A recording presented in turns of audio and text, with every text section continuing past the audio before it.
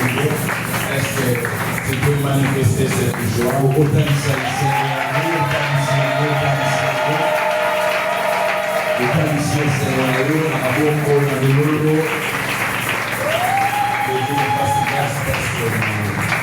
nous allons quand même prier avec vous, mais j'aimerais d'abord parler à celui-là, je Vanda, la place à la mission Gondou, pour vous savoir la vie de la Sainte dans le bâtiment. Amen. Amen. Nous allons prier pour vous. Mais nous devons tous comprendre pourquoi nous prions. La seconde est écrite la mission de ce pour l'année de ce monde là. Pourquoi on dit de prier? Le bon année, vers sa carrière, maman, papa, de comment se va il est mort à la croix à Golgotha. L'histoire a beaucoup les coups à Golgotha. Mais nous, prédicateurs, nous venons pour t'aider de prier. La situation va t'aider pour avoir besoin de s'embêter là. Or, Jésus a dit tout est accompli. Nous allons aller sur le magnon, sur les coquilles. Et Dieu connaît toutes choses. Pourquoi une telle insistance, c'est la prière? Pourquoi les révérends vous invitent, ils convoquent l'assemblée des dieux pour que nous prions?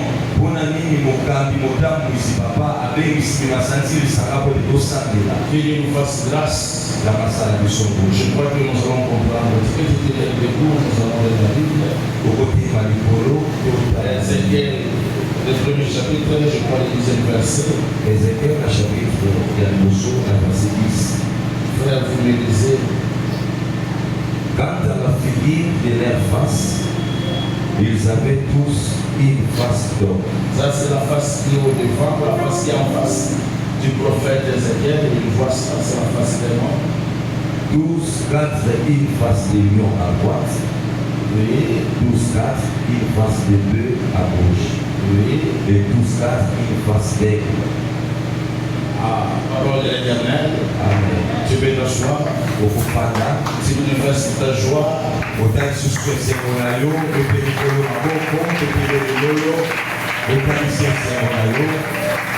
et je te salue, je te dis bonsoir.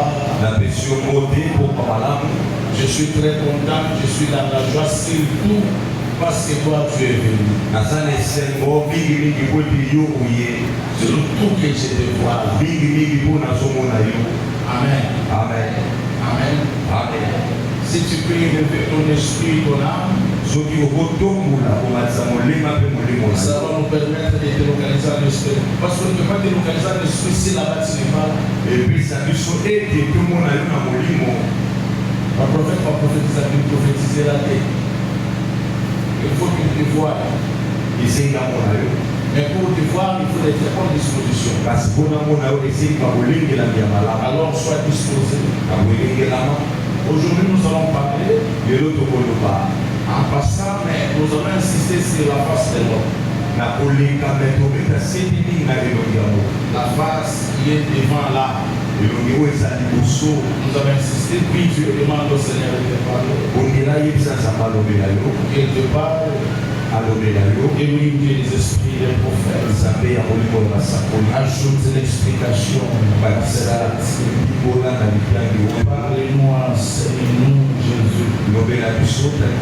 Seigneur, qui peut parler de ces choses si toi tu respires le plan? Père, nous te disons merci. Parce que tu nous as exaucés. Nous remercions notre Dieu. Le Seigneur a mis dans son cœur cette pensée. Je connais le projet qu'il a pour cette église. Et c'est pourquoi cet enseignement intervient à ces moments-ci. Le Saint-Esprit étant un esprit d'ordre, je crois qu'il n'y aura pas de contradiction parce que tous nous avons le Saint-Esprit. Mais il y aura beaucoup d'édification, je crois. Et nous allons prier. Si tu es venu, tu as la foi. Je crois que tu ne sortiras pas la même personne. Moi, je ne parle pas à ton voisin. C'est à toi que je parle. Seulement à toi. Si aujourd'hui je prie avec toi, tu ne sortiras plus la même personne.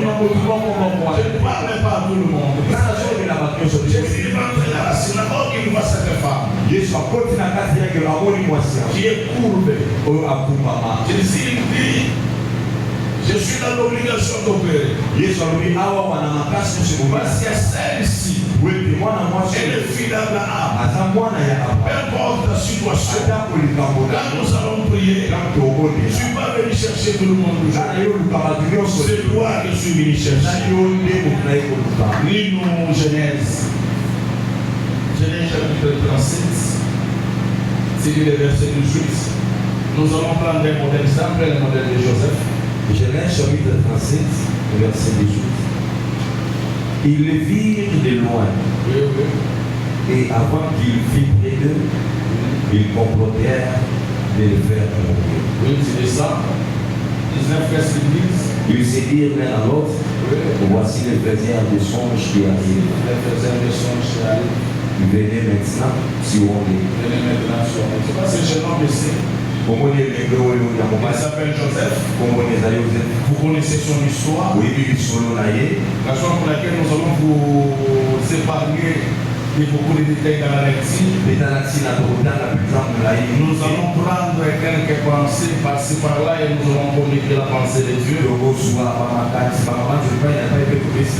ce jeune homme avait ses songes, c'était sans témoin.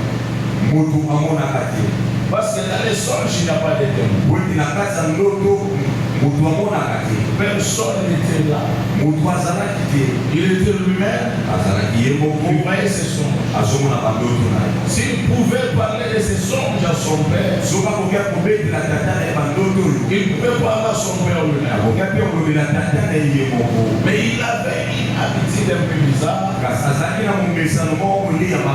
tout moment qu'il avait un songe, il parlait à tous ses frères. Donc c'est un monsieur pour la qui n'a pas de secret. Ça lui a coûté cher. Je vais parler de la manière de son. C'était le débit de ces mots et difficultés. Amen. Amen. Amen. Amen. En lisant les prophètes d'Ézéchiel, il dit la face du devant. C'est la face d'un homme. La face qui est derrière là, c'est la face d'un aigle. La face qui est à droite là, c'est la face d'un lion. L'autre face là, c'est la face du bleu. Hier nous avions parlé en passant, nous avons parlé de la face du bleu et de la face du lion. Aujourd'hui aussi en passant, nous allons parler des deux autres faces en passant. Nous avons le temps de prier. Parce que ces choses sont profondes. Si ma grâce prophétique commence à m'attirer, avec la prière que le Saint-Esprit nous fasse grâce. Et quand nous prenons la vie de Joseph, il manifeste tous ces quatre faces. La face de l'homme, il est fils de Jacob. La face du bœuf, il est serviteur dans la maison du Potiphar. Comme tu ne peux pas devenir, tu ne peux pas passer de la face du bœuf à la face du lion sans passer par la mort. C'est ainsi que Joseph passe par la prison. Parce qu'il allait parler prophétique. La mort de ce jour de mort, c'est la prison. Quand il ressuscite, il devient le Seigneur des Seigneurs en Égypte. Là, c'est la face du lion. Il va plus que tous ses frères. Il voyage de l'espace dans les temps. Là, c'est la face de l'aigle parce que c'est un songe. Amen. Amen. Il manifeste toutes ses faces. Est-ce que ça va? Amen. Est-ce que ça va? Amen. Nous pouvons continuer. Mais en manifestant toutes ces faces, nous allons tirer une pensée dans la vie de Joseph. Quand je vais insister sur la face de l'homme, le prophète Ézéchiel, il dit que la face de l'homme est devant. La face de l'homme. Pourquoi cette disposition? Pourquoi ces choses sont placées ici? Pourquoi la face de l'homme doit être derrière et pas devant? Qu'est-ce qu'il y a là-bas derrière? Est-ce que ça va? Est-ce que ça va? Je passe seulement. Il faut que j'ouvre un tout petit peu là. Vous m'avez parlé. Nous allons livrer cette classe-là. Derrière là-bas, il y a les ténèbres.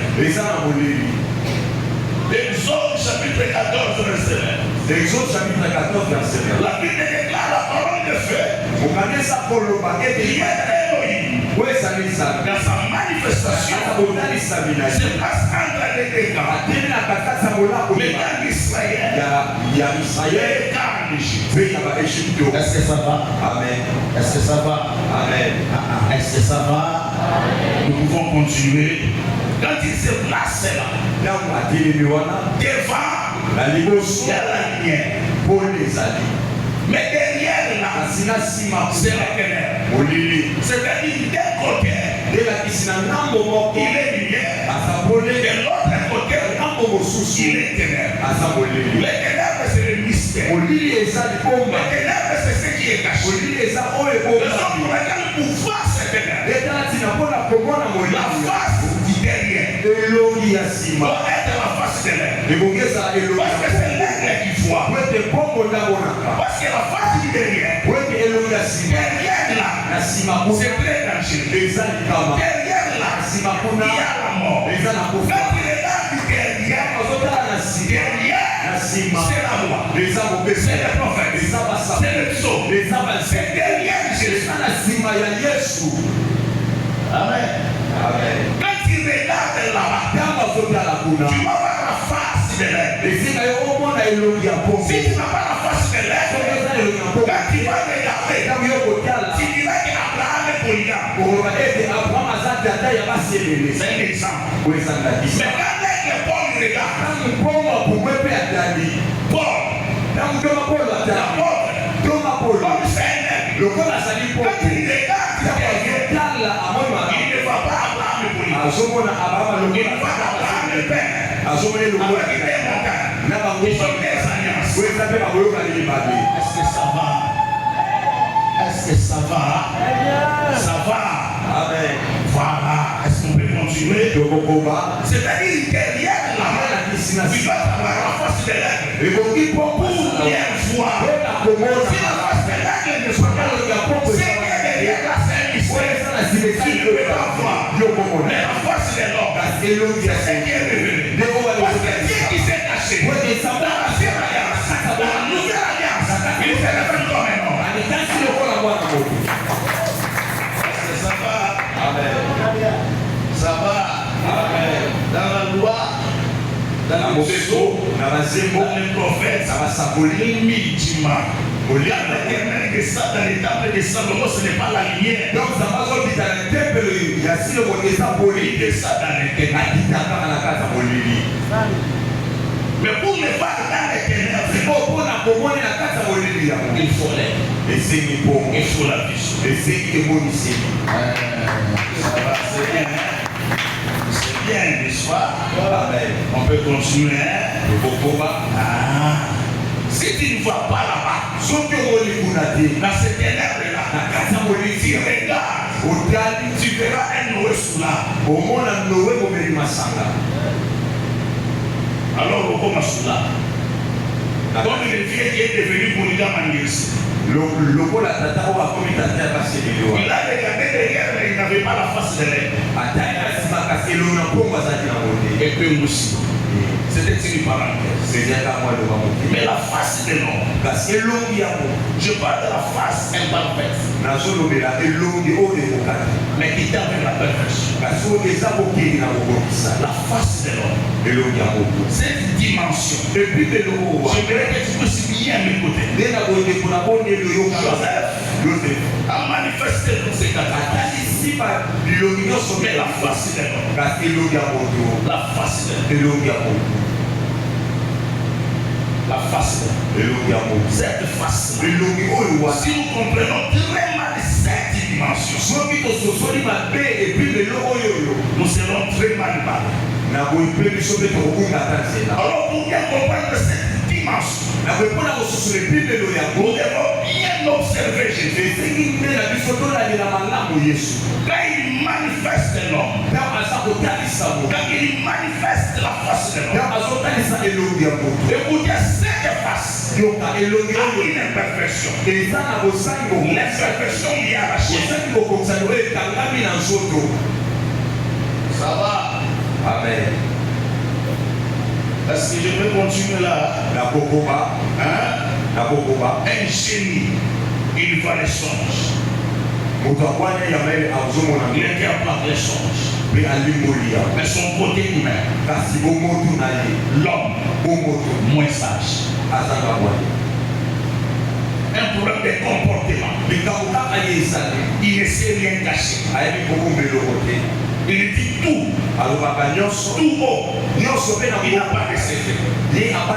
Papa, aujourd'hui, j'ai eu un songe. Les étoiles, nombre de 11. Le soleil, c'est posté devant. Son père dit Amen. Amen. Amen. Amen. Tu peux parler là. Tu peux prophétiser. Tu peux être là. Mais tu dois maîtriser la dimension de l'homme. Amen. Amen. Sinon vous allez mourir. Avec les dons, avec les spirituels, avec la Bible, on va vous enquêter. Si vous ne maîtrisez pas ce que je vous dis, la dimension de l'homme, c'est très complexe. L'homme est très compliqué. C'est dans cette dimension que Joseph, le fils de Jacob, c'est dans cette dimension que Jésus, le fils de Marie, c'est dans cette dimension que Jésus, le fils d'Abraham. Comme il est savant, le corps participe au sein de la chair lui-même. Il est également participé. C'est dans cette dimension-là que le fils de ton père. Amen. Amen. Au Moutou, il s'exprime très bien en français. Mais il est mal éduqué. Il ne connaît pas les bonnes manières. Il ne sait pas quand un supérieur entre dans la salle. Les inférieurs, c'est le joli boulot. Il ne connaît pas. C'est dans l'air ça. Il bouge tout le monde, même inutilement. Son côté humain. L'homme. Amen.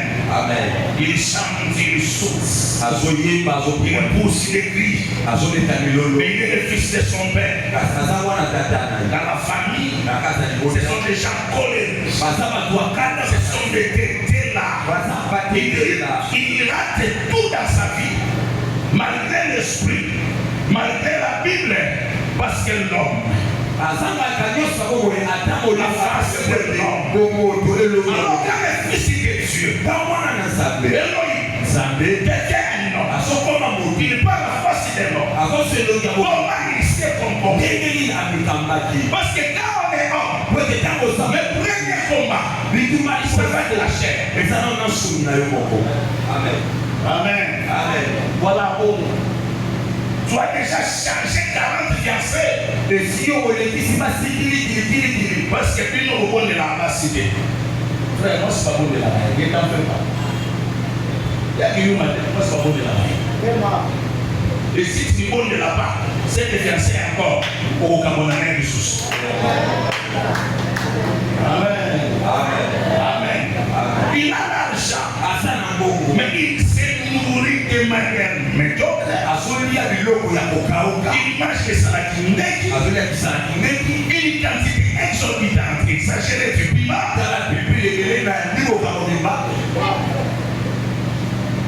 Un problème d'homme.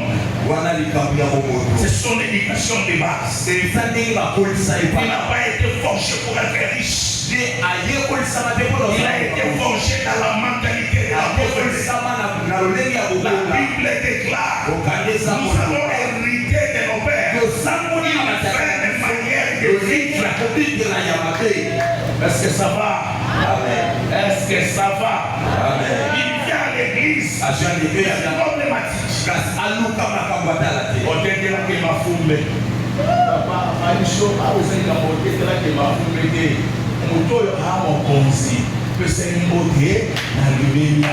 Là, ce n'est pas des choses. Et le Saint-Esprit ne va pas dire ça. Amen. Amen. Amen. Amen. Est-ce que ça va? Amen. Frère, est-ce que on a un malam? On a un malam. Donc, il faut que la police doit essayer de bosser. Parce que c'est un homme qui est élevé dans la société. Tellement que il va jamais. Papa décide sur lequel il connaît pas, il n'a pas de bonne manière. Raison pour laquelle on éthique l'homme. Pour être cet homme sociable. Aujourd'hui, nous avons un problème sérieux dans nos églises. La voici est malade.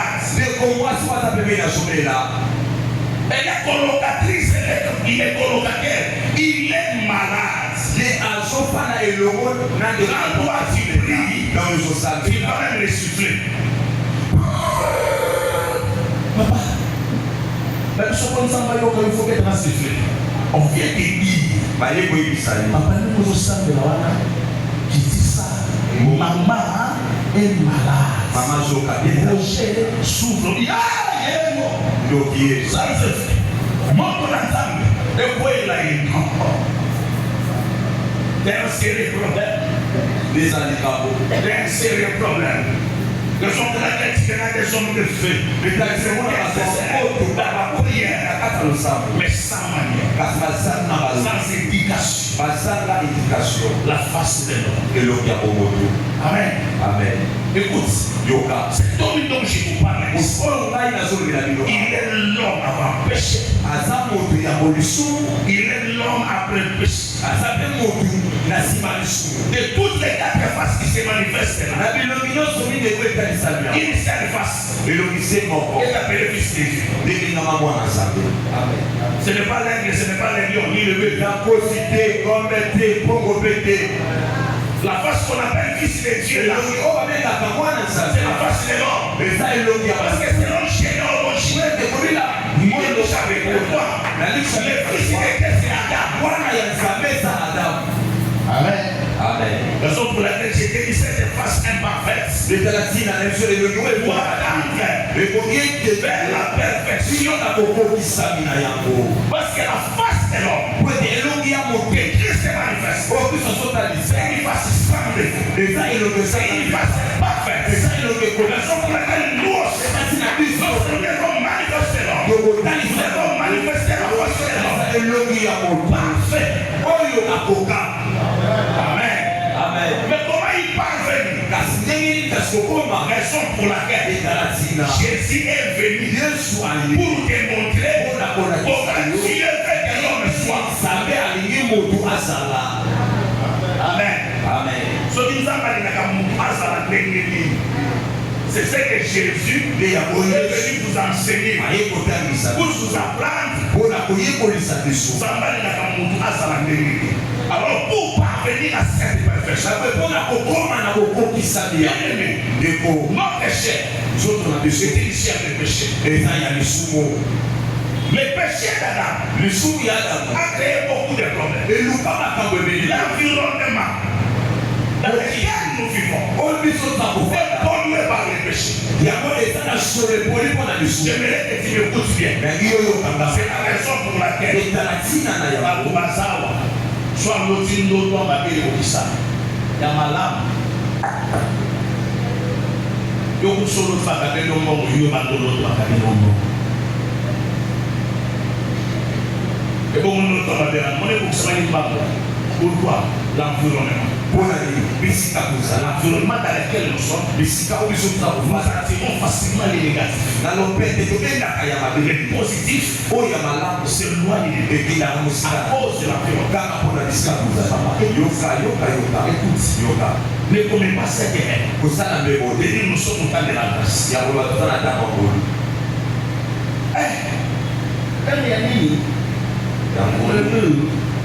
On te dit depuis que tu es très mal in la vie.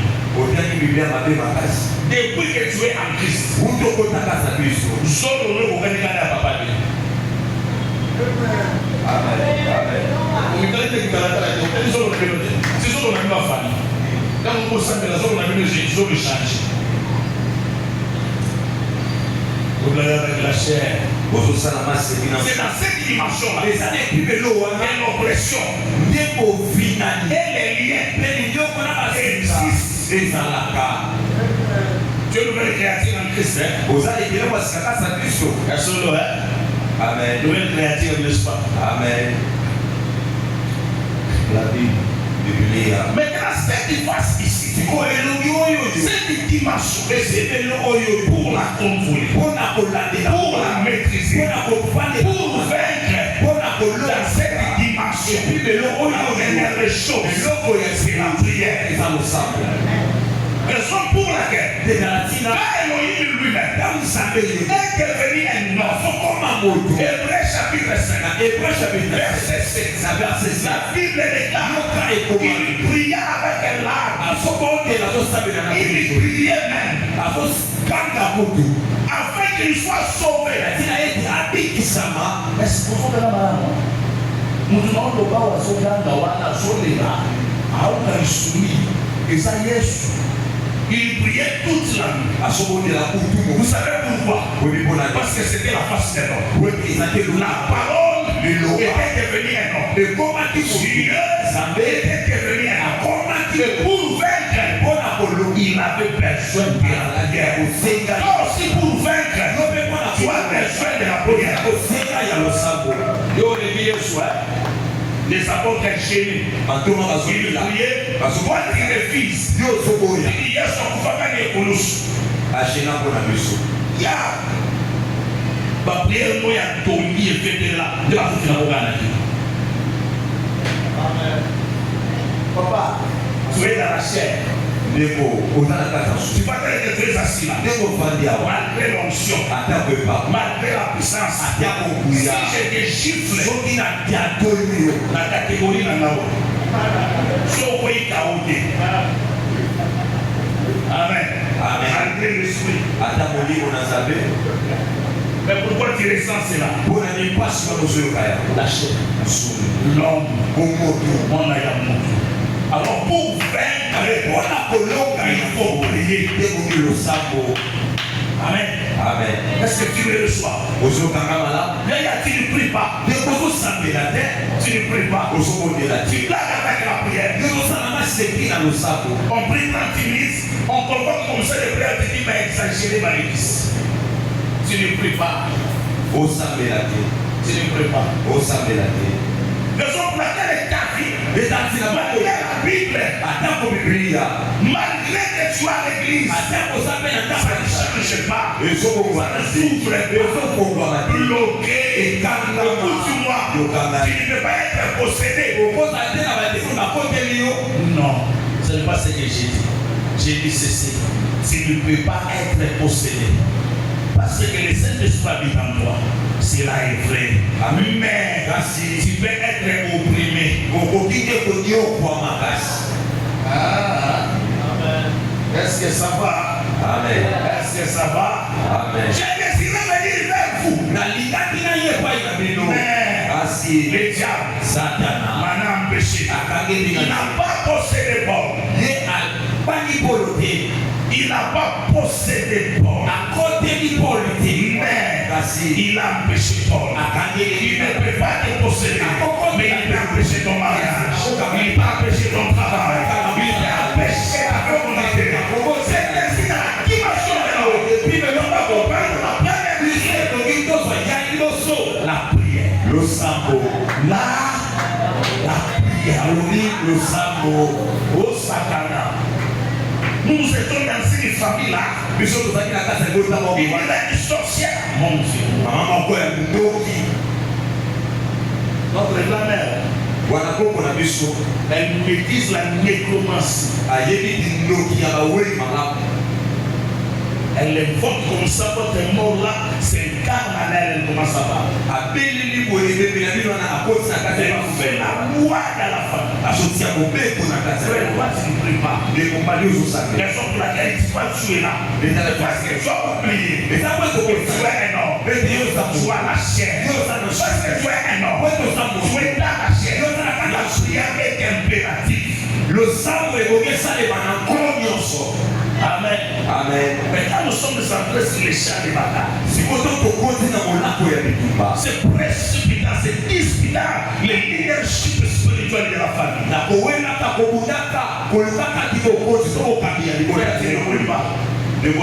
Aujourd'hui, nous allons quand même oser prier aujourd'hui. Amen. Amen. Est-ce que tu es prêt? Est-ce que tu es prêt? Ce n'est pas encore arrivé. Elle était une sorcière redoutable. Mais elle est tombée là, quand nous avons engagé Jésus. Assemblée 30 minutes, il va se faire mal. Il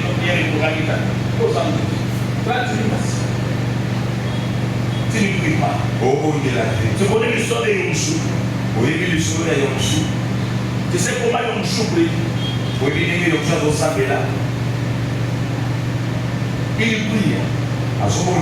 Mais il ne donne pas l'occasion de prier, mais il ne peut pas assembler la remercier ça, mais pour tel ça tombe. Oui, parce qu'en priant, il prie, pour les faire la courir. Il prie à la, il prie à la, parce que la prière, la faire c'est fort qu'elle a cette opportunité. La prière engage le ciel. Parce que dans la prière, l'homme qui ressort, il dit je suis incapable, je n'ai pas de force. Ça engage le ciel. Ça c'est comment. J'engage le ciel sur cette situation. C'est ça la prière.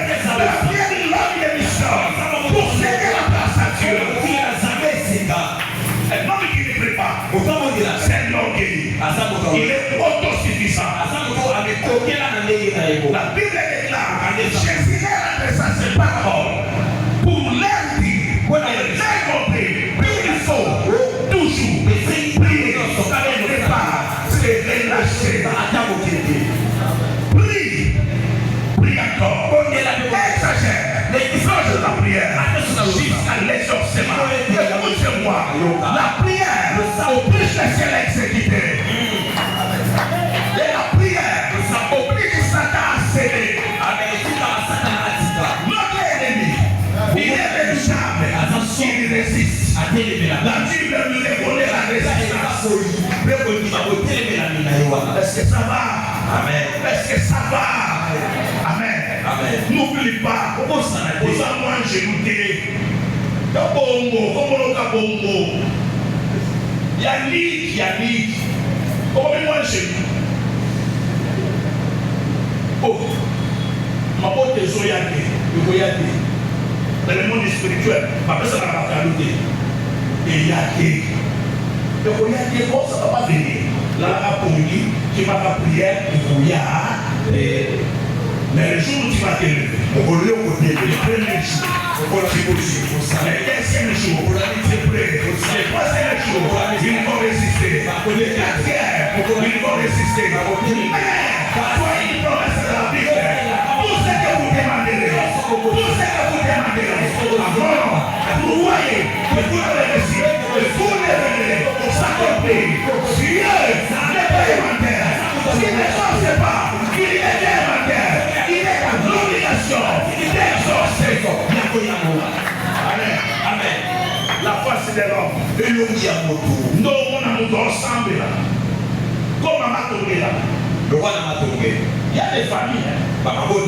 Nous doit ensemble. Maman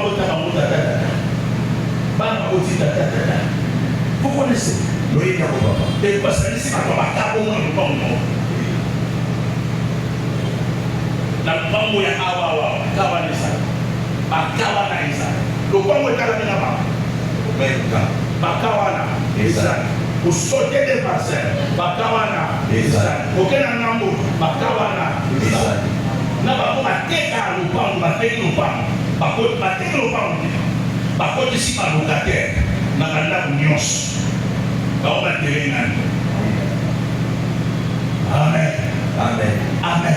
Amen. Telle chose, pour les renverser, il faut éviter l'herbe. Il y a son frère Jésus, chaque nuit, pour tout le monde s'est réveillé. Il commence à demander à la salle, à la cité. Il prie, il était Dieu, dans la chair humaine, il était saint, plein d'onction, l'Esprit Saint Messie, lui est pris comme ça, cet homme est Galilée, il a prié papa, parce qu'il avait compris qu'il était un homme, c'était la face des morts, il faut qu'il prie, pour se ressourcer, pour se m'asseoir, parce qu'on t'a appelé intercesseur.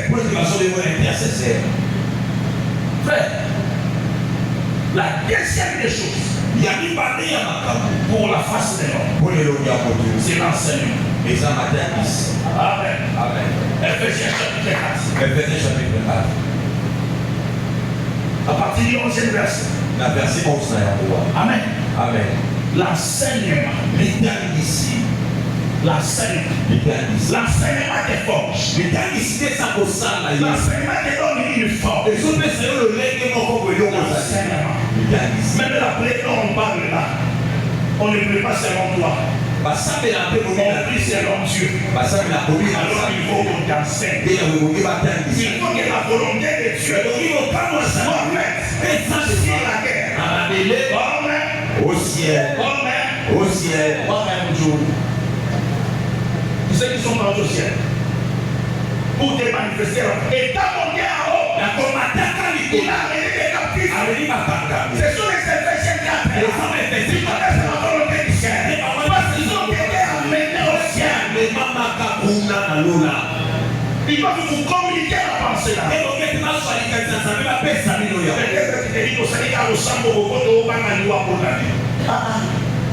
Tu ne sais pas. Tu ne sais pas pourquoi votre pasteur s'est réveillé comme ça. Et nous commençons la prière. Tu ne sais pas. Tu ne sais pas. Dans l'église, ce sont des choses spirituelles. Il faut faire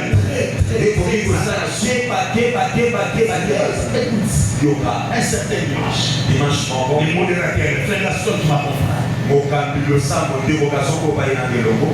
Pendant l'église, il est conduit sur chasser que l'esprit est mort. Prière des tous. Lorsqu'on clôture cette heure, on dit Amen. Ça, c'est ce moment-là. Il y a l'un de nos papas entre dans l'église. J'ai senti une tristesse profonde. Après le jour, après l'église, il est mort. Tu vois? S'il était à l'église, s'il pouvait participer à cette prière, je pense que c'était la voie pour qu'il soit épargné. Mais tellement que vous reléguez la prière en deuxième position. L'église est les le sambo na sima il faut l'enseignement. Il faut qu'on te dise non, ici les choses ne se passent pas. Tu dois te comporter de telle et telle manière. Ne pense pas tout connaître. Ça c'est autre chose. Il faut qu'on t'enseigne. Tu vas jouer une certaine forme. Que tu deviens un homme fait. Amen. Alors tu manifesteras la face parfaite de l'homme sans péché. C'est de nouveau. Cet homme-là n'est pas selon la volonté de l'homme, ni de la chair, ni du sang. Mais cet homme-là est de la volonté de Dieu. Il est né de la grâce de la volonté. Il a été enseigné. Wende atangisa maji. Batangisa yo, bafreba meladianga te, il faut batangisa yo.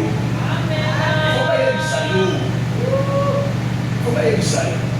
Bayebiso tawo batekela basate, bakongo basate, baluba basate. Tukoluka bakroupe, beto na beto, aousakate. Il faut qu'on t'enseigne. Amen. Amen. Il faut qu'on t'enseigne. Il faut qu'on t'explique.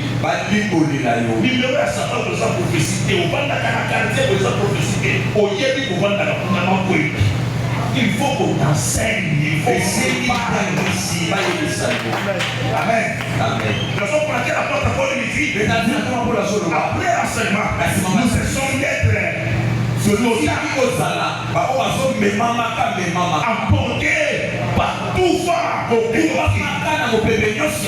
Si quelqu'un n'a fait la face des morts, la prière, l'enseignement. Amen. Amen. Parce que l'homme, on les ment facilement. On les manipule. L'homme est manipulable pour les endroits. Les chiens, si tu n'es pas son maître, il te résiste. Mais toi, tu es manipulable. C'est pour ça que le combat,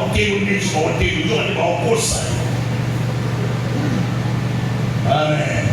Il faut qu'on t'enseigne pour qu'on délivre par maman. Parce qu'on a monté. Il y a quatre communes au Sokorayo. Non. Si quelqu'un est un homme, comme un mot parfait, accompli, pour les enseigner. Si tu as raté l'éducation à la fois, nos filles t'élisent, on t'enseigne. Amen. Amen. Quand nous serons enseignés, même une autre façon de prier sera tout autre. Notre façon de se présenter au culte sera tout autre. Avant de la hauteur à mon village, avec le premier c'est la c'est parce que il n'est pas enseigné. Il n'est pas enseigné.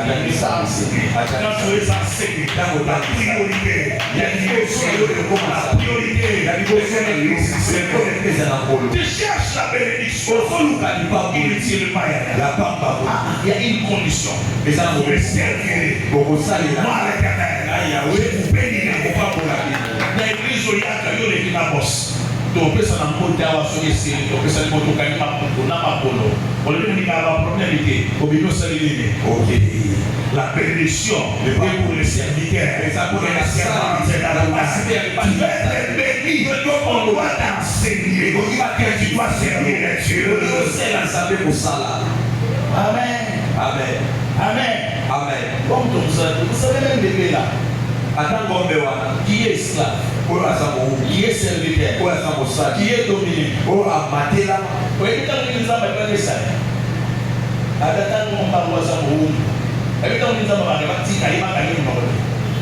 Si le ministère n'a pas,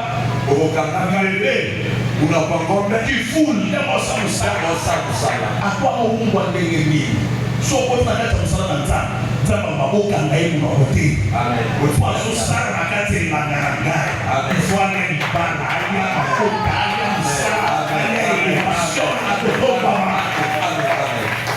amen amen la face de l'homme et l'homme qui a mort vous ne pouvez pas ignorer cela donc quitter au l'église accomplir ces choses c'est l'église qui gêne c'est l'église qui prie parce qu'il savent mettre les habitudes prier sans cesse afin de ne pas tomber écoute-moi les hommes forts sont tombés papa ne t'en fais pas les hommes pleins d'onction ils sont tombés dans cette ère ici si tu n'es pas un homme de prière si tu n'es pas une femme de prière tu vas tomber les diables vont emporter sur toi surtout si tu es ignorant L'ignorance est tue. Et l'enseignement. Vous avez un pasteur qui enseigne bien. Mais comme la tu enseignes ici, le jour de l'enseignement. Je suis en train de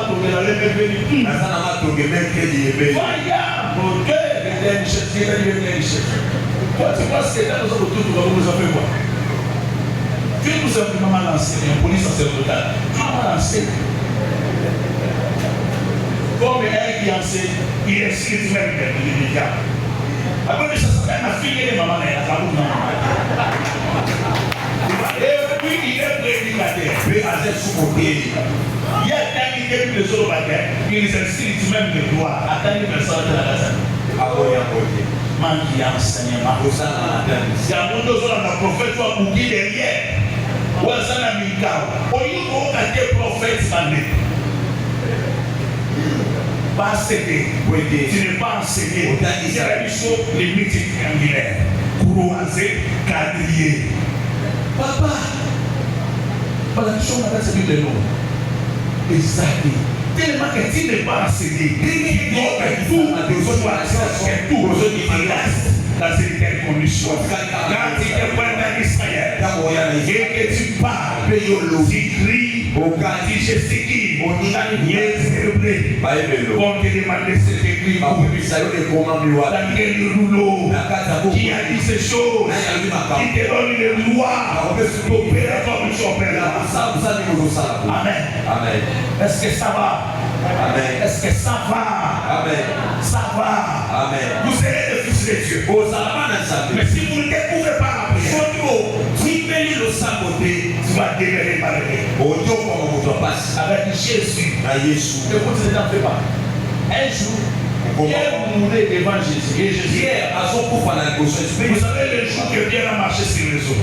Il a marché. À un certain moment, il a fait l'ouvrage. Jésus le regardait. Et Jésus ne faisait rien. Il a dit la première gauche.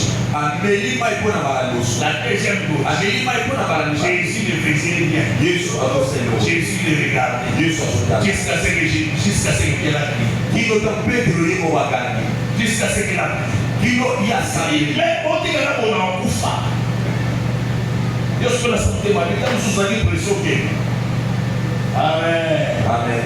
Akutala, ayebi, pas connaître que la route a été ayebi, ayebi pour la terre, ayebi na terre, ayebi que vous l'avez dit ça, ayebi impéra, azotala.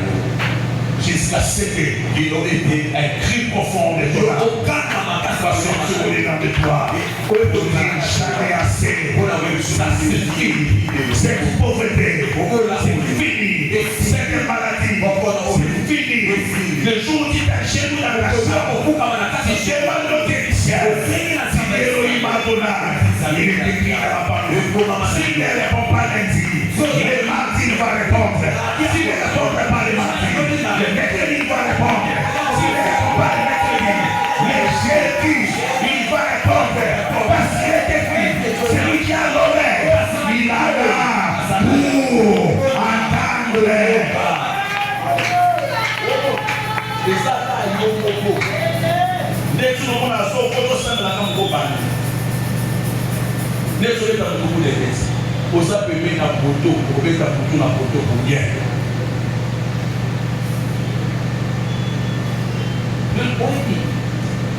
Vous savez, ma femme là, elle était stérile. Fière de l'aide de monter à la on n'a pas de ah oui, tu vois, on n'a pas d'enfant. Seigneur, fais grâce. Seigneur, au salut, je veux faire grâce.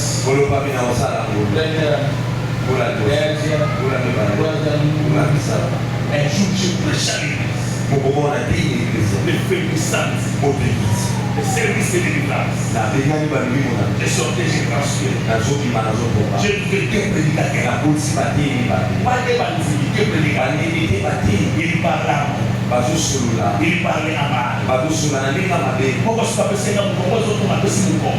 Ce qu'on a sur le banane, on a la taille, on a la zone. A dit, car puissance. Moi, c'est la raison de la terre. Donc, écoutez le message.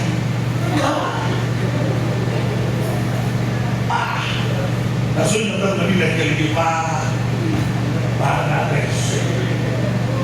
Car puissance. Moi, si je parle, donc il faut mouiller le monde à mon papa. Mais là, ça ne va pas mourir dans la vie.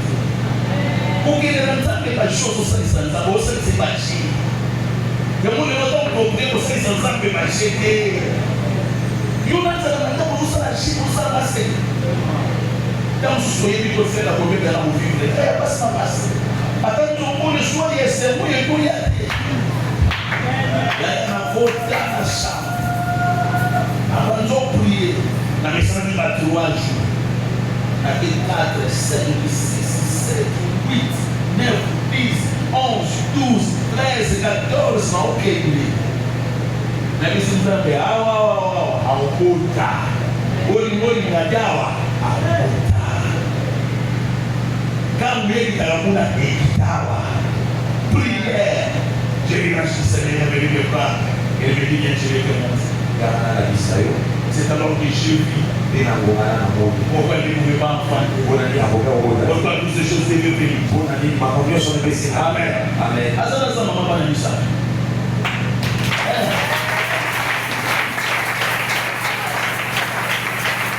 La dimension de l'homme.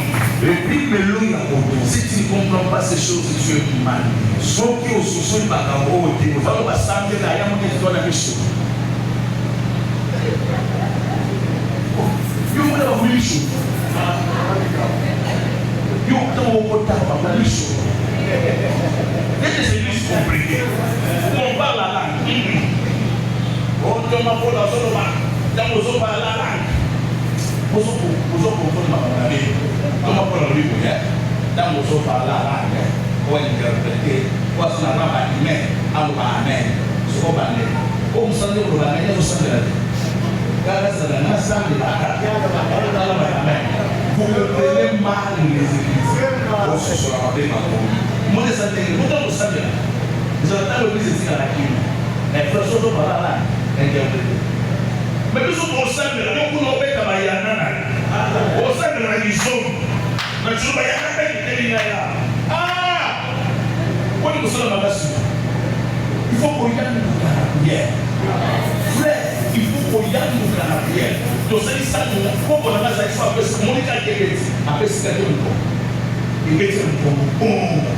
Dans la somme, on va pas mettre en ligne là. Mais sur la télé, c'est yo! Geba!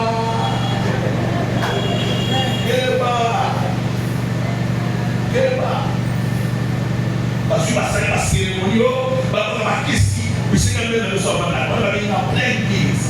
Mais parce qu'on va dire c'est le banc, on va témoigner ça problème. Si on va faire tout cas, on va dire c'est les capotés. Mais si on va faire tout cas, il ne veut pas là. Et quand il dit ça, on a taillé. La fille va dans ça. Si les lots va commander, si les transforment dans un cas, ça c'est la puissance de la prière. Amen. C'est parce que toi, vous avez pas au sein de la vie. Papa, vous avez choisi ce papa. Oh, et comme il dit, la race au Benda, la dernière petite frère. Non, mais il y a un Koufa. Ah, la Bible. La Bible. Ah, Benda. Ah, Koufa. La monnaie. Mais son nom a mon Dieu. Eh, si. Au pouvoir, on va faire qui t'a ça dans mon lit. Yana. Boum. Vous ne priez pas. Problème de nous au sang de la terre. Ne priez pas. Au sang de la terre. Au sang de la terre. Dieu est situé par le champion à Boyi. À ta passée de Nazar convaincu, ma maman s'en tient sur le bouton pour batailler à Ogala. Tout cas. Dans ce qu'on a fait, nous sommes à un niveau dans la famille, à un niveau. Attends, nous sommes à un niveau. Ça va sorcier. la face de l'homme. Quand tu es un homme, tu as tes parents, tu as ta maman, tu as ton père, tu as tes frères, tu as les sangs qui se posent. C'est un problème. Alors il faut la vie.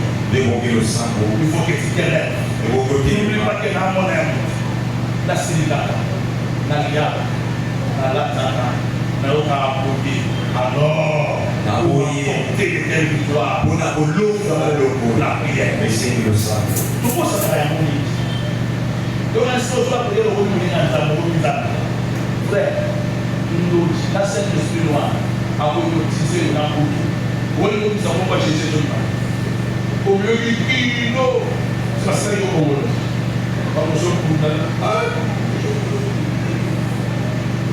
C'est vraiment une chance pour soutenir le peuple. Avec quoi? On veut dire, il va changer mal. Pour sauter mal dans la kila. C'est tout ça qu'il faut de l'autre, il va se faire au chemin. Amen. Nous avons prié. Et quand nous allons prier, les ciels vont s'ouvrir. Amen. Amen. On ne nous a pas convoqués inutilement. Parce que si nous sommes pas venus, nous ne sommes pas battus. Et ce sujet n'a pas été donné inutilement. Amen. Amen. C'est pour quel homme?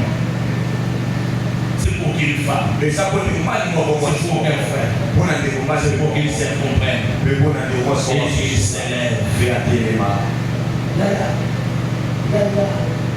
Aujourd'hui, si tu pries, si tu pries, tu te déchets de ta vie. Ah, tu pour comprendre, non. La prière va aller par la route. Je dis si c'est les produits dans cette église. Mais aujourd'hui, est-ce que côté de c'est la cette personne. Oui, nous avons dit nous allons prier. Et nous savons que 5 personnes compter 5 personnes.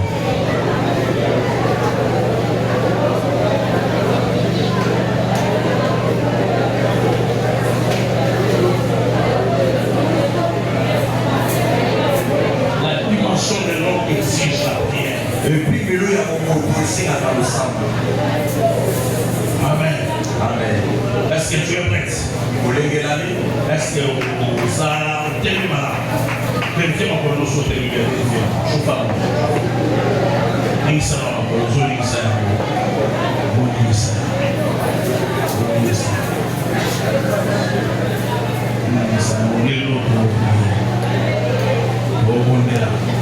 Sukoyo, soki voisin wana amekuwa na distraction kwa pembeni naye. Kwa sababu pembeni naye.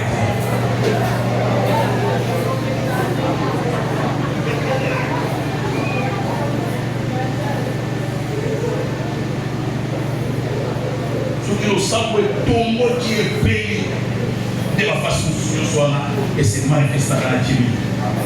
Pour faire mon toyo va être fait. Amen. Amen. Parce que ça continue. Comment est-ce qu'on est côté de l'église? Nous allons faire une prière d'autorité. Il y a des choses qui te réclament dans ton sang. Quand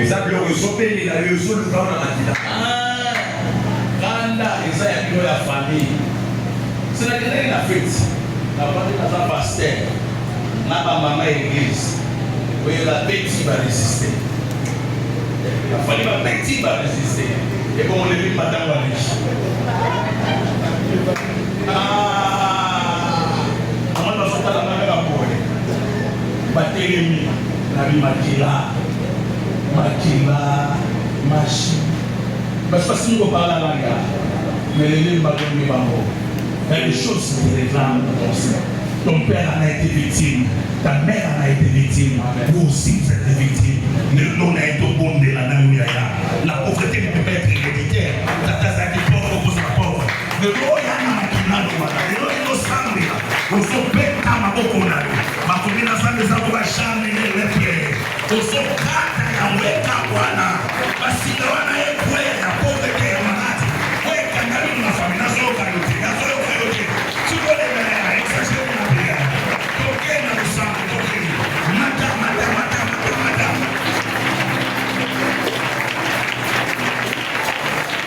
Oye tena na familia. Akongo na Yesu.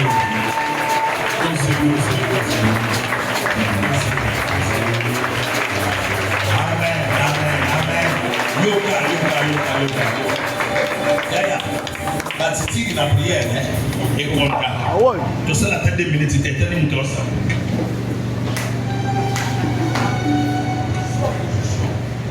C'est le ciment au propos, parce que c'est un frappe interne. Et les coups de ton épée, soit double, soit triplé, ou 5 ciment, ou petit ciment.